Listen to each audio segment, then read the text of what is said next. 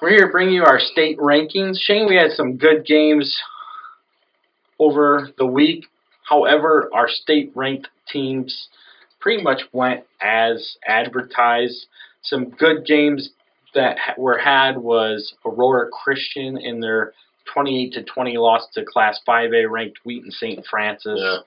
Yeah. Chicago Hope on the 2A side with their 58-42 loss to Providence Catholic, who's ranked in Class 6A. But then you had other games like GCMS dropping the hammer on Tri-Valley.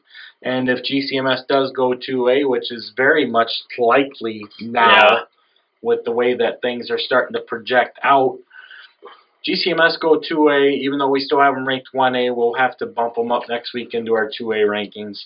However, right now they're still in 1A. But that could play out dividends with St. Teresa, because if you remember, St. Teresa played Tri-Valley in a very close 26-21 contest at the beginning of the year. Well, yeah, I mean, GCMS is just on a whole other ball game right now. Whole different level, I think. Would not be surprised in the least to see that 2A title game shake out exactly the way it did last year as far as teams go. And, I mean, we GCMS Maroa rematch. And realistically, 1A could be the same. I mean, potentially. Yeah. Depending on what Aurora Christian does. Right, yeah. And, I mean, you still got Newman and Hope in the north, and Orion's playing a hell of a year, too. So, I mean, but GCMS is pretty much rolling and gunning right now. 2A's going to be a lot of fun to watch come playoff time. And you're going to see those matchups in the second round. I mean, there's no way around it when you're going 1 through 16. No. So, but yeah, about the rankings. Good thing is Maroa and St. Teresa, as long as they both go undefeated, they're going to be 1-2, so you wouldn't see that until semifinals, much like we saw with Lena Winslow and Forreston last year. That might be worth the drive down there for somebody. Yeah. But, us? Yeah. Yeah. But no, it's funny, we do our rankings over the weekend, and I think I told you, I was like, leave 1A the same, and 2A just move Tri-Valley down a little bit. That was all I did. Right. Nobody really lost, and Aurora Christian doesn't deserve to drop after their showing. No, and I honestly, when you're doing a state ranking, you want to rank them based off of how you really feel that they can play out. The BCS. Right.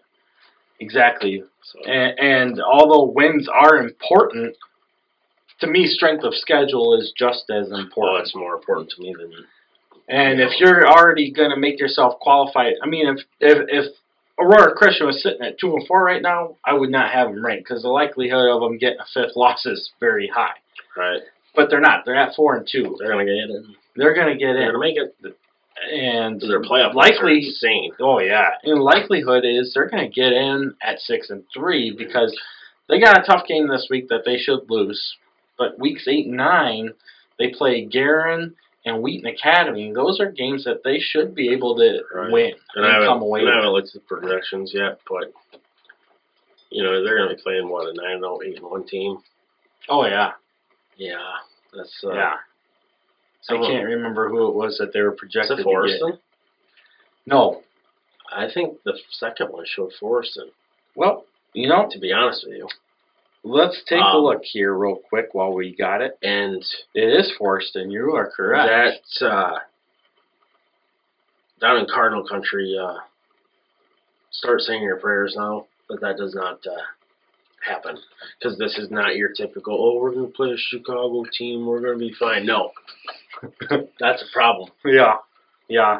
I mean, these guys have played some legit competition. I mean, they've played Wheaton St. Francis. They've played IC. Close for a little bit. And who do they got next? Isn't it Bishop Mac? Yeah. So, I mean, they're playing... Hello. They're playing tough competition here. It's not like they're playing the Little Sisters of the Poor. Yeah. Children of the Deaf. All that stuff. But we'll bring you our state rankings right now. All right, we're going to start in Class 1A, where I have at number 1 still GCMS, like we just discussed. Next week, I'll be moving them over to our 2A rankings, as we definitely project seeing them in the 2A field now, and that's pretty certain that that's where they're going to fall. At number 2 is Aurora Christian. At number 3, I have Athens. At number 4, I have Lena Winslow. Coming at number 5 is Ottawa Marquette. At number 6 is Tuscola. Number 7, Princeville. Number 8, I have Argenta Oriana. At number 9, I have our very own Milledgeville Missiles, followed by the Forest and Cardinals. And outside the top 10 from the NUIC at number 11, following right in rank, are the Dakota Indians. Very nice, Kyle. Like you, I like GCMS number 1 team in 1A, followed by Aurora Christian. My number 3 team, Athens, followed by 4, Lena Winslow.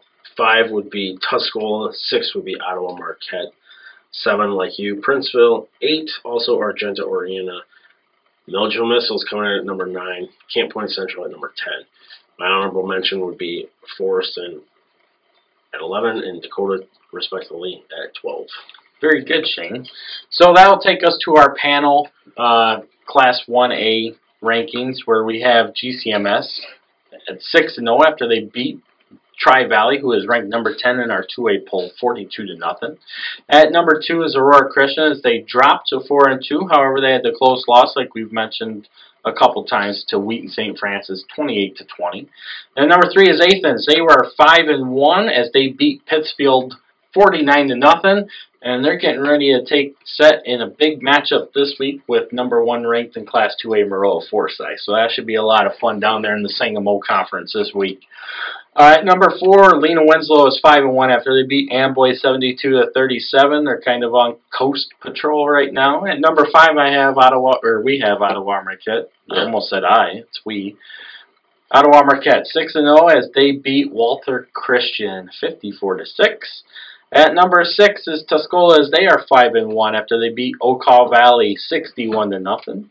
At number 7 is Princeville, as the Princes moved to 6-0 after they beat Rova 27-0. At number 8 are the Bombers of Argenta Oriana, as they improved to 6-0 with their win over Cerro Gordo 54-6. At number 9 is Milledgeville as well, 6-0 with their 46-6 win over Warren. Rounding out our top 10 is Forreston at 4-2 after they beat East Dubuque 44-12. From the NUIC, in the top 20 are the Dakota Indians, as they improved to 5-1 with their 34-12 win over West Carroll. They come in at number 11. Moving on to Class 2A, at number 1 I have Maroa Forsyth, as they stayed perfect with a 6-0 mark. At number 2, the Orient Chargers. Coming in at number 3 are the St. Teresa Bulldogs. At number 4, Comet Nation, Sterling Newman. At number 5, I have Chicago Hope. Number 6 are the Wildcats of EPC, representing us, the NUIC. At number 7, I have Carthage, Illini West. At number 8 is Bismarck Henning. Number 9 is Pena. And number 10 is Nashville. Nice, Kyle. Number 1 would be Maroa Forsyth, followed by Orion 2, St. Teresa 3, Sterling Newman 4. Pretty common across the board. Number 5 would be Chicago Hope. 6, Bismarck Henning. 7, Carthage, Illini West. 8 would be EPC. 9 would be Pena, and West Hancock would be 10. Very good. I mean, solid picks there as well. Yeah, I mean, that's getting to the point of the year where we're dealing with all the same teams here. Yep, pretty much. I mean, our top 20 is kind of dwindled down to the top 19 already. All right, our Class 2A panel is going to go like this. At number 1, we have Maroa Forsyth, as they beat Petersburg Portas 41-0. And number 2 is Orion, as they beat Fulton 44-7. Coming at number 3 is St. Teresa, as they beat Clinton 50-0. Coming at number 4 are Sterling Newman at 5-1 with the 75-14 win over Bureau Valley. Number 5, Chicago Hope, with that close loss to Providence Catholic. We did not nick them as far as the rankings go. They remain at number 5. Number 6, Carthage Illini West moves to a 6-0 with their 52-16 win over Lewistown. Coming in at number 7 is EPC, as they beat Galena 34-7 to improve to 6-0. And at number 8 is Bismarck Henning, also perfect on the year with a 38-14 win over Villa Grove. And number 9 is Pena, as they improved to 5-1. Their 42-20 win over Hillsboro. And rounding out our top 10 is Nashville, as they improved to 5-1 with their 42-14 win over Carterville. realistically, both classes, pretty much the same teams. Looking at the top 40 teams in both classes combined, we only had, what was it, 5 losses total, 6. So, I mean, a lot of the movement isn't going to happen on that week, which is pretty good because our rankings are kind of showing that things are kind of holding the way we think, unlike the AP. If Madison gets a vote this week. They did. Somebody gave Madison a vote this week. Even after their loss to Dupac. Yep. Somebody still voted Madison with the pick. I gave up. Arcola only got 1 vote. I'm not trying to say this because we're Dakota had no vote. Dakota, okay, see, that's a problem to me because that's if you don't want to rank them, that's fine. But you had them ranked before they beat, who was it? Dupac. They shut out Dupac, and then they beat West Carroll, well-known to a decent team, and they go from votes to no vote. I just don't understand any of it. Well, and yeah, they throttled Dupac. Dupac just beat Madison. Madison's getting votes. Dakota's not getting any votes. That's obviously a St. Louis Journal Standard type of person down there voting that crap in because Madison does not deserve to be ranked in the top 20. Sorry, guys. You're not a 1A title contender. All right, we move into our NUIC Power 5, Shane, where at number 1, I stick with the EPC Wildcats, at 6-0. Number 2, Lena Winslow, 5-1. Number 3, Milledgeville is 6-0. Number 4 is Forreston at 4-2. And number 5, I have Dakota at 5-1. Yeah, Kyle, I happen to agree with you. EPC, Lena Winslow, Milledgeville, Forreston, Dakota. I don't know how else you'd put them realistically. Well, Carrie's got them a little different than us. So, at number 1, she has Lena Winslow. Like you stated earlier, Lena Winslow still very much the top NUIC team. Right, yeah. Well, I did the same thing with all last year with Forreston. Yeah. Absolutely. At number 2 is she has EPC. At number 3 is Milledgeville. Number 4 is Forreston. And her top 5 for the first time are the Orangeville Broncos. Very nice.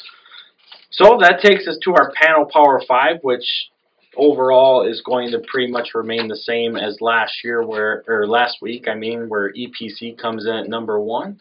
At number 2 is Lena Winslow. At number 3 is Milledgeville. Number 4 is Forreston. Number 5 is Dakota.